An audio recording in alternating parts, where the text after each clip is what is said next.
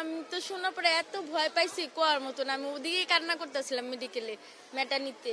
তো ডাক্তার বলতেছে ভয় পায় না, চিকিৎসা নিলে ভালো হয়ে যাবে। তো মার মন মানে এই রোগের নাম হলেই তো ভয় করে। তারপরে আর কি ওইখানে আরেক এই মেডিকেলে আসতে বলছে, পরে তো আরো বেশি কান্না করতেছিলাম, মানে আমি এখানে আসিনি, বুঝিও তো না কিছু। পরে পাশের বেডের ভাইয়া বলতেছে এই মেডিকেল বলে অনেক ভালো, তো এদিকে যা না কোনো সমস্যা। টিকা মানে ওই যে মোবাইলে একটা দিছে না, মানে কার্ড বাইও করতে পারি না, আর টিকা দিতেও পারি না, কিভাবে কি করতে হবে না করতে জানতাম, মানে অতটা গুরুত্ব করিনি যে দিতেই হইব বা এরকম কিছু হইব, তাহলে তো দিতামই। মানে জ্বরে হইলেই মানে কোনো ডাক্তারে ধরতে পারে না, বিজিত দিয়া ডাক্তার দেখেছে তারাও ধরতে পারেন না যে এটা এই রোগ। প্রথমে জ্বর হয়েছিল, কাশ ঠান্ডি, তারপরে ডাক্তারের কাছে নিছিলাম, তারপরে প্রথমে ওষুধ দিছিল না পা, তারপরে খাওয়াইছিলাম, ডোজ দিছিলাম, পরে দেখি জ্বর নামে আবার জ্বর উঠে, পরে আবার আমাদের এদিকে ভিক্টোরিয়া হাসপাতালে আনছিলাম, তারপরে এদিকে পরীক্ষা দিছে রক্ত পরীক্ষা, তারপরে যা এই যে পরীক্ষা দিছিল, ডেঙ্গু পরীক্ষা দিছিল, পরে রিপোর্ট এর পরের দিন রিপোর্ট বেরিয়েছিল, রিপোর্টে ভালো আসছিল, যে কোনো সমস্যা নেই। তারপরের দিন রিপোর্ট দেখে ওষুধ লয়ে গেছিলাম, খাওয়াইছিলাম, কিন্তু জ্বর নামছিল সেদিন, জ্বর নামার পরের দিন আবার দেখি জ্বর উঠে গেছে, তারপরে দিয়ে আস্তে আস্তে ওর শরীরে লাল লাল উঠতেছে কি জানি, তারপরে সবে কয়টি লুতি উঠছে, তারপরে দেখ না আরো বেশি হয়ে যাইতেছে, অনেক গাড়াইয়া গেছে, পরে চোখ মেলতে পারে না, চোখ পুরো আটকে গেছে। পরের দিন 12:30টার দিকে হসপিটালে আনছি, ভিক্টোরিয়া হেন্তনে ফেরত দিয়ে দিছে, পরে ঢাকা মেডিকেল কলেজ হাসপাতালে আনছি, পরে এদিকে সিট খালি আছিল, তারপরে এদিকে আনছিলাম। আত্মীয় স্বজনের হয়নি, কিন্তু জ্বর পাতলা পায়খানা হয়েছে, এমনি এইগুলি উঠে নেই। আর আমাদের বাসার আমার মেয়ের হচ্ছে, আর একটা ছেলের হয়েছে, এইগুলি হইলে এই মেডিকেলেই ভর্তি আছে আমরা। আমি ধরেন গাউসিয়া ডিকেএমসিতে ডাক্তার দেখাচ্ছি, শিশু ডাক্তার, ওরা ওষুধ দিছে, বলছে যদি এইগুলি বেশি হয়ে যায় তাহলে তোমরা এই সরকারি হসপিটাল চলে যাই। তারপরে আমি মাওতাল গেছি, ওই জায়গায় রাখছে না, বলছে যে বাচ্চার ওষুধ খাওয়া, বাড়িতে গেলে সাইরা যাইব।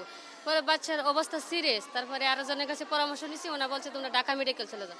ঢাকা মেডিকেল গেছি, পরে তারা বলছে যে ওই মেডিকেলে ডিএনসিতে আসতে, ওই মেডিকেলে এই রোগের চিকিৎসা চলবে না, ওই জায়গায় চলবে। এখন এই জায়গায় আসি 4 দিন হচ্ছে, আমার মেয়ে মোটামুটি আল্লাহ ছেলে সুস্থ হয়েছে আগে। হ্যাঁ, ভিন্ন হাসপাতাল ঘুরছি, 4টা মেডিকেল আমি ঘুরছি, ঘুরে ওই জায়গায় আসছি। অনেক ভালো লাগতো, অনেক কষ্ট করছি, অনেক দৌড়াদৌড়ি করছি, বাচ্চা তো অনেক সিরিয়াস আছিল, চোখ মেলছে না, ধরেন আর পাতলা পায়খানা তো অনেক বেশি করছে, আর জ্বর ধরেন 2100-এর উপরে আসছিল সবসময়। মাদের পরামর্শ দিয়ে যে বাচ্চাকে সেভে রাখুক, সুস্থ মানে পরিষ্কার পরিচ্ছন্নতা করে রাখুক, আর যে এই একটু জ্বর আসতে জন্য ডাক্তারের পরামর্শ নেই, মেডিকেলের পরামর্শ নেই, যে তো এত ঘাবড়ায় না যায়।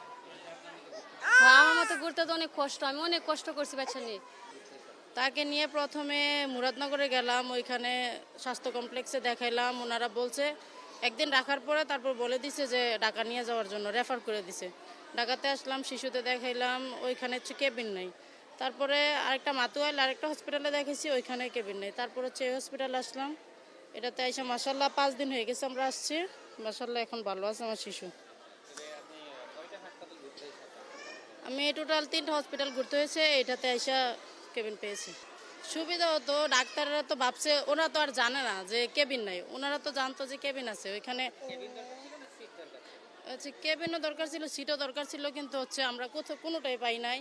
আবার হচ্ছে মাতুয়াইল আরেকটা হসপিটালে গেছিলাম, ওনারা বলছে যে 1 বছরের নিচের বাচ্চাদেরকে নেয়, 1 বছরের উপরে বাচ্চাদেরকে নেয় না। আমার বাচ্চার বয়স, ওর বয়স হচ্ছে 14 মাস এখন, তো এই কারণে ওকে নেয় নাই আর কি। এটাতে আসছি, ওর এইখানে আসার পরে মুখে র্যাশ হয়ে গেছে, মুখের পরে শরীরে র্যাশ হয়ে গেছে, তারপর হচ্ছে আলহামদুলিল্লাহ এখন তো এগুলো নাই। ওইখানে হলে তো আমাকে এত জার্নি করা লাগতো না, আমরা হচ্ছে সন্ধ্যা 7টার দিকে আসছি, মুরাদনগর থেকে রওনা দিছি, এইখানে মানে জার্নি করতে করতে এখানে আসতে আসতে আমার 4:30 বাজে গেছে, 4:30 বাজে এসে এখানে ভর্তি হয়েছি। কিন্তু আমি চিকিৎসাটা যদি আরও আগে পাইতাম তাহলে তো আমার আরও ভালো ছিল, যদি মুরাদনগরে পাইতাম আর কি এই চিকিৎসাটা। হচ্ছি তো ভাইয়া, এখন বাচ্চাদের জন্য তো এতটুকু করাই লাগে, কষ্ট তো অবশ্য, এগুলা ক্ষতিগ্রস্ত তেমন কিছুই না, বাচ্চাদের জন্য তো এরকম কিছু করাই লাগে। একটু জার্নি করতে হয়েছে, কষ্ট করতে হচ্ছে, তো বাচ্চার অবস্থা তো অনেক খারাপ হয়ে গেছিলো, চোখ টোক ফুলে গেছিলো, মুখের ভিতরে ঘা হয়ে গেছিলো, পুরো শরীরে র্যাশ হয়ে গেছিলো, ওর পাতলা পায়খানা হয়ে গেছে, জ্বর হয়ে গেছে, বমি হয়ে গেছে, আলহামদুলিল্লাহ এখন কোনোটাই নাই। জি ভাইয়া, এটা চাই।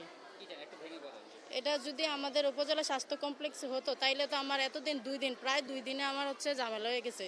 2 দিন পরে আমি এই চিকিৎসাটা পাইছি। যদি উপজেলা স্বাস্থ্য কমপ্লেক্সে পাইতাম তাইলে তো এত ঝামেলা হতো না। আর দেখা যাচ্ছে কি সবাই কিন্তু এতটা জার্নি করে স্ট্রাগল করে এখানে আসতে পারে না। আমরা হচ্ছে অ্যাম্বুলেন্স দিয়ে আনছি, অ্যাম্বুলেন্সের ভাড়া কত টাকা এটা সবাই জানে, কিন্তু সবাই তো এটা পারে না। অনেক শিশু আছে যে এখনও গ্রামে আছে, ওরা হচ্ছে টাকার জন্য আসতে পারে না, এরকম অনেকে আছে। কিন্তু উপজেলা স্বাস্থ্য কমপ্লেক্সে হলে সবার জন্য